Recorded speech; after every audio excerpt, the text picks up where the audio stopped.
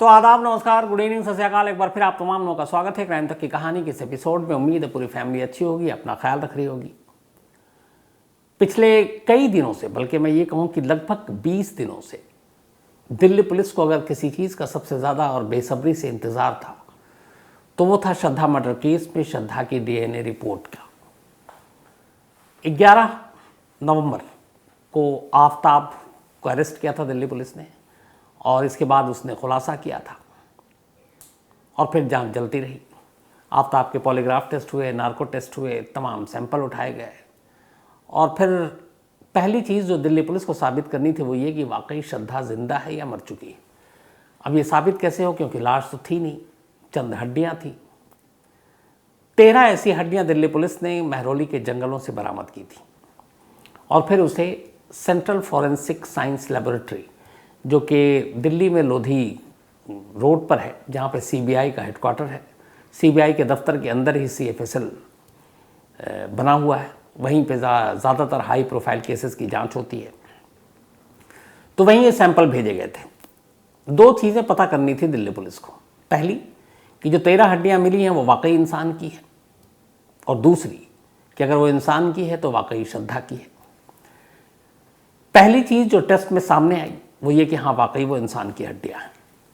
तो अब धड़कते दिल के साथ ये हुआ कि श्रद्धा की ही है, क्योंकि अगर नहीं हुआ तो पूरा केस उलट जाएगा।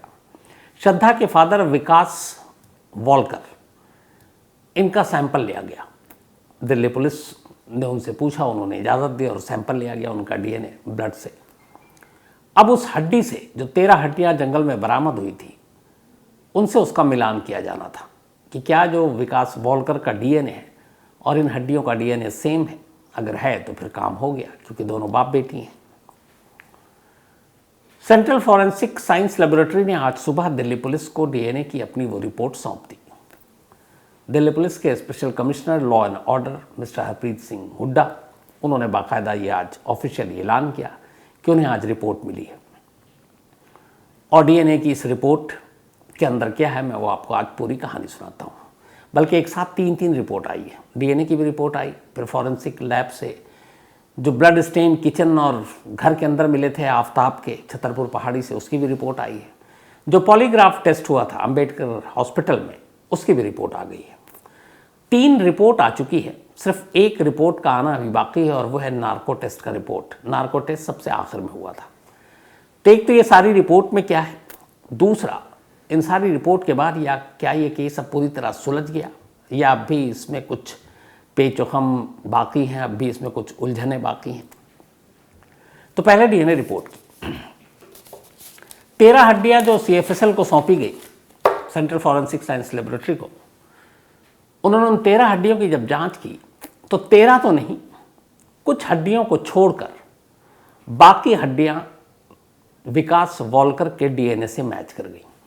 यानी इससे एक ये खुलासा भी होता है कि 13 हड्डियों में से शायद कुछ हड्डियां ऐसी थी जो इंसान की ना हो, लेकिन मैक्सिमम जो ज़्यादा बाकी तर हड्डियां थी जो इंसान की थी, उनकी जब डीएनए की गई टेस्ट तो विकास वॉलकर के सैंपल से मैच खा गया। जैसे ये मैच खाया तो ये क्लियर हो गया कि ये मरने वाली श्रद्धा है, विकास वॉलकर की बेटी। यानी आफ्ताब ने जो कहा था कि उसने कत्ल किया और लाश के टुकड़े फेंके हैं वो सच था।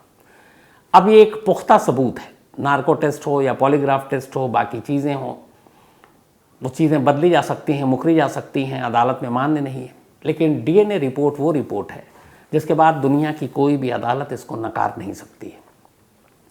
तो पहला शिकंजा जो कसा दिल्ली पुलिस ने, एक तरह से उस फॉरेंसिक लैब की आज की रिपोर्ट के बाद कसा है। तो अब तक जो ये सवाल था कि श्रद्धा वाकई कत्ल की जा चुकी है, जिंदा है, कहीं गायब है, छुपी हुई है, लौट आएगी, आज की इस रिपोर्ट के बाद ये सारे सवाल अब खत्म। विकास वॉलकर को भी जो थोड़ी बहुत उम्मीद थी कि शायद उनकी बेटी कहीं जिंदा हो, लौट आए, उनकी उस आखिरी उम्मीद को भी आज धक्का लगा, क्योंकि अब ये साफ हो चुका है कि श्रद्धा वॉलकर अब इस दुनिया में नहीं है। दूसरी रिपोर्ट जो आई वो रिपोर्ट थी, जो घर है आफ्ताब और श्रद्धा जो किराए पर लिया उन्होंने छतरपुर पहाड़ी में, महरौली के पास, उस घर में फॉरेंसिक टीम 3 बार गई थी। वहाँ के किचन की दीवार, कुछ फर्श पे टाइल्स के गैप के बीच में कुछ ब्लड स्टेन मिले थे, खून के निशान। उनके सैंपल भेजे गए जांच के लिए। अब वो जब जांच किए गए तो पता चला कि वो भी श्रद्धा के ही ब्लड स्टेन थे, खून के निशान थे। तो फॉरेंसिक जांच में ये दूसरी चीज़ साफ हो गई। बाहर मिली हड्डियां ये गवाही दे रही थी कि श्रद्धा मर चुकी है। घर के अंदर खून के कतरे या खून के निशान जो मिले वो भी ये गवाही दे रहे थे कि कत्ल हो चुका है और इसी घर में हुआ है। तो ये फॉरेंसिक की दूसरी रिपोर्ट आई जो एक तरह से पॉजिटिव दिल्ली पुलिस के लिए। तीसरी पॉलीग्राफी टेस्ट जो हुआ था, पॉलीग्राफ टेस्ट, वो भी आज वो कल बल्कि दिल्ली पुलिस को सौंप दिया गया। पॉलीग्राफ टेस्ट के बाद नार्को टेस्ट हुआ था। तो इस पॉलीग्राफ टेस्ट में भी कई ऐसी चीज़ें हैं जो दिल्ली पुलिस के सोर्सेस का कहना है अदालत में उनके लिए बहुत अहम साबित होगी। हालांकि नार्को टेस्ट की अभी रिपोर्ट नहीं आई है। तो 3 रिपोर्ट आ गई। डीएनए की रिपोर्ट जिससे साबित हो गया कि हड्डियां श्रद्धा की थी, घर में मिले खून के नमूने जिससे साबित हो गया कि वो भी श्रद्धा के ही खून थे, और पॉलीग्राफ टेस्ट जिसमें कुछ चीज़ें ऐसी हैं जो दिल्ली पुलिस उसका यूज़ करेगी कोर्ट के अंदर। तो अब ये तीनों रिपोर्ट आ गई। अब क्या, करीब 18 मई आफ्ताब ने यह कहा था कि उसने श्रद्धा का कत्ल किया था। तो अगर 18 मई के हिसाब से आप टाइम गिने तो अभी हम दिसंबर में हैं और आज 15 दिसंबर है, लगभग 3 दिन बाद 7 महीने पूरे हो जाएंगे श्रद्धा के कत्ल को। लेकिन मामला 7 महीना पुराना ज़रूर है, पर पुलिस रिकॉर्ड में या जब इसका खुलासा हुआ उसको शायद अभी महीना और 4 दिन हुए, क्योंकि 11 नवंबर को आफ्ताब को गिरफ्तार किया गया था और आज 15 दिसंबर, तो 1 महीने 4 दिन हुए। चार्जशीट दाखिल करने के लिए 90 दिन का टाइम होता है कि मियाद होती है। 90 दिन के अंदर अंदर चार्जशीट या जिसे आरोप पत्र भी कहते हैं दाखिल होनी चाहिए। तो अब मई के हिसाब से वो टाइम नहीं गिने जाएंगे। टाइम तब से गिनेगा जिस दिन से ये केस दर्ज हुआ है। तो 11 तारीख को ये खुलासा हुआ था कि श्रद्धा की मौत हुई है। उसके बाद से पुलिस ने जांच की तो 1 महीना 4 दिन निकल चुका है। 1 महीना 26 दिन और बाकी है। 90 दिनों में चार्जशीट दाखिल करने के लिए आप कायदे से देखें तो लगभग 2 महीने हैं दिल्ली पुलिस के पास। 2 महीने का वक्त काफ़ी होता है, क्योंकि जितनी भी जो लेंदी रिपोर्ट थी, जो टाइम लेती है रिपोर्ट आने में, वो दिल्ली पुलिस के हाथ में है। तो मुझे नहीं लगता कि ये 2 महीना इंतज़ार करेंगे। 2 महीने या जो तय मियाद है 90 दिन, उससे बहुत पहले दिल्ली पुलिस चार्जशीट दाखिल कर देगी, क्योंकि इस केस पे हर एक की नज़र भी है। तो पुलिस भी अपनी तरफ से पूरी कोशिश करेगी। अब लेकिन आज बहुत सारे जो दिल्ली पुलिस के अफसर हैं उनसे बात की। मैंने उनसे यही कहा कि एक तो आप लोगों के लिए पॉजिटिव रिपोर्ट आई है, डीएनए रिपोर्ट से क्लियर हो गया है। मतलब ये कि आप लोगों ने जो 10 दिन 15 दिन महरौली के जंगलों में खाक छानी, तलाशते रहे इधर उधर, वो बेकार नहीं गया, क्योंकि जो हड्डियाँ आपने बरामद की, ढूंढी, वो श्रद्धा की ही निकली। यानी श्रद्धा ही उस जंगल में पड़ी हुई थी, बेशक एक लाश की शक्ल में नहीं, एक हड्डियों की शक्ल में। तो डीएनए रिपोर्ट आ गई, बाकी सारी चीज़ें आ गई। तो अब ये केस एक तरह से सुलझ गया। अब मैं आपको वो बातें बता रहा हूँ जो दिल्ली पुलिस सोर्सेस से मैंने बात की।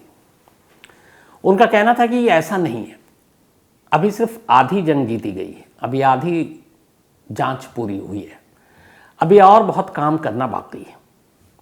और उन्होंने जो तर्क दिए वो सॉलिड है। उन्होंने कहा फिलहाल ये पता चल गया हमें कि कत्ल होने वाली श्रद्धा वॉलकर थी, लेकिन अब यहां से असली कहानी शुरू होती है, असली तफ्तीश शुरू होती है। जो आफ्ताब की निशानदेही पर हड्डियां बरामद की गई और जिसको फॉरेंसिक लैब में भेजा गया, उसकी डीएनए रिपोर्ट आई, उससे पता चल गया कि मरने वाली श्रद्धा है। और चूंकि आफ्ताब की निशानदेही पर ये सारी चीज़ें बरामद हुई, तो फिर ये भी एक कड़ी जुड़ती है कि कत्ल आफ्ताब ने ही किया है। लेकिन अदालत में जो कानूनी लड़ाई लड़ी जाती है वो बड़े अजीब होते हैं, अलग होते हैं। वहाँ हर चीज़ जो आप कहानी पेश करेंगे अदालत में जज के सामने, उसके लिए सबूत, सपोर्टिंग आपको चाहिए। तो दिल्ली पुलिस का यही कहना है कि ये केस इतना सीधा नहीं है, अभी भी इस केस में बहुत सारी पेचीदगियाँ हैं, अभी बहुत काम किया जाना बाकी है। अभी सिर्फ डीएनए रिपोर्ट से इतना पता चल गया कि श्रद्धा का कत्ल हुआ है, लेकिन इस कत्ल के लिए आफ्ताब को कातिल ठहराना है और इसे कातिल ठहराने के लिए वो तमाम सबूत जुटाने होंगे जो अदालत को ये कन्विंस कर सकें कि यही गुनहगार है। अब यहाँ मुश्किल कहाँ आ रही है? पहली, श्रद्धा का कत्ल हुआ, डीएनए रिपोर्ट ने साबित कर दिया, आफ्ताब कातिल है। अब इसे साबित करने का काम पुलिस का है। फॉरेंसिक एक्सपर्ट्स ने अपना काम निभा दिया, कर दिया पूरी तरह। अब यहाँ पुलिस के सामने जो दुश्वारी है वो कई है। पहली, ये वो केस है जिसमें कोई आई विटनेस नहीं है, कोई चश्मदीद नहीं है। दूसरी, इस केस में आफताब लगातार पुलिस को गुमराह करता रहा है। कभी कहता है कि यहाँ फेंका, कभी वहाँ फेंका, फिर ये भी कहता है कि कत्ल की वजह या मोटिव, कत्ल के मोटिव को लेकर वो लगातार पुलिस को उलझाता रहा है। किसी भी क्राइम में, खासतौर पर मर्डर के केसेस में, मर्डर का मोटिव बहुत ज़रूरी होता है अदालत के सामने रखना कि आखिर उसने उसको मारा तो क्यों मारा। तो इस क्यों का जवाब अलग अलग तरीके से आफताब दे रहा है। तो कत्ल का मोटिव, क्योंकि आपको बताना पड़ेगा कि अगर उसने श्रद्धा को मारा तो क्यों मारा, वजह क्या थी। तो मोटिव को लेकर अभी तक पुलिस क्लियर नहीं है, क्योंकि आफताब लगातार गुमराह कर रहा है, पर पुलिस को यकीन है कि कहीं ना कहीं उस मोटिव को वो निकाल लेंगे। बात सिर्फ ये नहीं है कि मोटिव निकालेंगे, उस कत्ल की वजह के फिर सबूत होने चाहिए और उसके तार जोड़ने चाहिए। तो विटनेस नहीं है, मोटिव को लेकर अभी उलझन है। तीसरी चीज़, जो आलाए कत्ल है, जिससे वेपन है, जिससे हथियार है, जो कत्ल किया गया, लाश के टुकड़े किए गए, वो भी पुलिस ने अभी तक बरामद नहीं किया है। तो उसकी बरामदगी ज़रूरी है। इन चीज़ों के लिए अभी पुलिस के पास टाइम है तफ्तीश करने का। कुल मिलाकर आज की तारीख में ये केस एक सर्कमस्टेंशियल एविडेंस पे ही टिका हुआ है, पे ही खड़ा हुआ है। यानी जो परिस्थिति जन्य साक्ष्य जिसे कहते हैं हिंदी में, जो हालात से पैदा हुए, जो जिस तरीके से थे, उससे जो सबूत मिल रहे, उसके ऊपर ये केस टिका हुआ है। इस केस को पुख्ता सबूत के साथ पेश करने के लिए मोटिव, कोई विटनेस ना हो, तो आफताब के कातिल ठहराने के लिए वो जो कहानियां हैं श्रद्धा और उसके बीच के रिश्तों की, वो सारी कहानियों का कोई ना कोई सिरा पकड़कर अदालत को कन्विंस करना पड़ेगा। श्रद्धा के कपड़े भी मिल गए थे, मैं आपको बताना भूल गया, और उन कपड़ों से भी कुछ सुराग मिले। आफताब ने लगातार इन कपड़ों को लेकर भी उलझाया था कि उसने उसी छतरपुर पहाड़ी के घर के पास एक चलती कूड़ा गाड़ी में वो कपड़े फेंके थे, लेकिन बाद में उसने बताया कि उसने वो कपड़े भी उन्हीं महरौली के जंगलों में फेंके थे, और श्रद्धा के वो कपड़े बरामद हुए। उन कपड़ों को फॉरेंसिक लैब भेजा गया, उसकी जांच हुई और उसकी जांच से भी कुछ सबूत मिले हैं। तो कुल मिलाकर पुलिस ने आधी जंग जीत ली है। अब बाकी के तमाम सबूतों को इकट्ठा करना बाकी है, और वही काम पुलिस इस वक्त कर रही है। लेकिन पुलिस का कहना है कि जो इम्पोर्टेंट चीज़, जिस तरीके से पुलिस हिरासत से लेकर नार्को और पॉलीग्राफ टेस्ट तक में आफताब का रवैया रहा, जिस तरीके से वो पुलिस को गुमराह कर रहा है, जब ये मामला ट्रायल कोर्ट में जाएगा और आफताब के पास अपना एक वकील होगा, तो फिर पुलिस का यही मानना है कि ये वहाँ पे भी बहुत सारे पैतरे आजमाएगा अलग अलग। तो वो क्या क्या पैतरे आजमा सकता है, इसकी तैयारी भी दिल्ली पुलिस कर रही है। कि जैसे एक सिंपल होता है, किसी भी क्राइम में कोई मुजरिम अगर कोई बयान देता है, पुलिस में कहता है मुझे पुलिस ने टॉर्चर किया, ज़बरदस्ती बयान लिया, तो ये सारी चीज़ें तो है, लेकिन कौन कौन से सबूत जो उसके खिलाफ जाएंगे, वो सारे सबूत पुलिस तैयार कर रही है। जो DNA में जो रिपोर्ट आई है उसमें भी लेके कुछ थे डाउट्स, तो दिल्ली पुलिस का कहना है कि हमने उन डाउट्स को क्लियर करने के लिए डॉक्टर को कुछ क्वेश्चन भेज रहे हैं, ताकि उससे हम और क्लियर हो सकें और अदालत में ये चीज़ें बेहतर तरीके से रख सकें। तो आने वाले वक्त में आफताब का क्या स्टैंड होगा, वो कैसे अपने आप को बचाने की कोशिश करेगा, उस पर भी दिल्ली पुलिस की नज़र है। उसकी वजह ये है, चूँकि ये केस इतना ज़्यादा हाई प्रोफाइल हो चुका है, इस केस को लेकर इतनी बातें हो चुकी हैं कि दिल्ली पुलिस कम से कम अपने दाग पर, अपने दामन पर कोई दाग नहीं लगाना चाहती है कि एक ऐसे बड़े केस का हश्र ऐसा हो गया, क्योंकि ऐसे बहुत सारे पिछले केस थे जिसमें कई बार बदनामी हुई दिल्ली पुलिस की। तो दिल्ली पुलिस के लिए केस एक तरह से उनकी साख भी है कि इस केस में कहीं से भी कोई गलती या लापरवाही ना हो, मैक्सिमम जो पनिशमेंट है, जो सज़ा हो, वो आफताब को मिले। और इसके लिए ज़रूरी है मेहनत, तमाम सबूतों को जोड़ना, कड़ियों को जोड़ना, कहानियों को जोड़ना, और अदालत के सामने चार्जशीट की शक्ल में न सिर्फ एक बेहतर कहानी बल्कि बेहतर सबूतों और गवाहों के साथ कोर्ट में रखना। तो दिल्ली पुलिस के सामने ये चुनौती है, और बहुत जल्द हमें लगता है कि ये सारी चीज़ें सामने आ जाएंगी। आफताब के फादर ने जब उन्हें ये बताया, सॉरी आफताब के फादर कह रहा हूँ, श्रद्धा के फादर, जब आज उन्हें सुबह पता चला कि CFSL से DNA की रिपोर्ट आ गई है, तो पहले तो उन्हें थोड़ी, जाहिर सी बात है कि वो पिता हैं, तो सदमा भी लगा, क्योंकि अब उनकी आखिरी उम्मीद दम तोड़ चुकी थी। जो बहुत सारे लोग बात करते कि शायद श्रद्धा जिंदा और लौट आए, तो अब इस DNA रिपोर्ट ने उनकी इस उम्मीद को तो तोड़ दिया। लेकिन उनसे पूछा गया कि अब, तो उन्होंने एक चीज़ बताई उन्होंने कहा कि एक बार दिल्ली पुलिस उन्हें भी लेकर महरौली के उन्हीं जंगलों में गई थी जहां पर वो लाश के टुकड़ों को तलाश रही थी, और तब आफताब भी था उस जंगल में। तो जिस जंगल में विकास वॉलकर की बेटी श्रद्धा के लाश के टुकड़ों को आफताब ने ठिकाने लगाया, उसी जंगल में एक वक्त में एक साथ आफताब और श्रद्धा के पिता दोनों थे, और वो अपनी कानों से सुन रहे थे और देख रहे थे आफताब को, और वो पुलिस को बता रहा था कि मैंने कैसे मारा और यहाँ मैंने कैसे कैसे लाश के टुकड़ों को फेंका, और ये उन्होंने पूरी चीज़ बताई। हमारे सहयोगी अरविंद ओझा से फ़ोन पे बात की और उन्होंने फ़ोन पे भी ये बात बताई, वो फ़ोनों पे। तो वो भी उस जंगल में गए थे अपनी बेटी के मुर्दा होने के सबूत को तलाश करने पुलिस के साथ एक बार।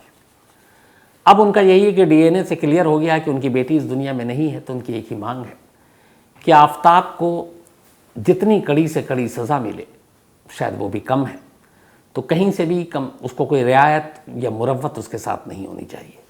और हर एक को यही चाहता है, क्योंकि जिस तरीके से और जिस दरिंदगी से श्रद्धा का कत्ल हुआ, कत्ल के बाद जिस तरीके से उसके लाश के टुकड़ों को यूं दिल्ली में फेंका गया, जो उसके साथ लिव इन में रह रहा था 3 साल से, और फिर वो उसी के साथ ऐसी हरकत करता है, इस तरीके से मौत देता है, ऐसे लोगों के लिए जो मुझे लगता है कि जितनी कड़ी सज़ा है उससे कम में कहीं कोई रियायत होनी भी नहीं चाहिए।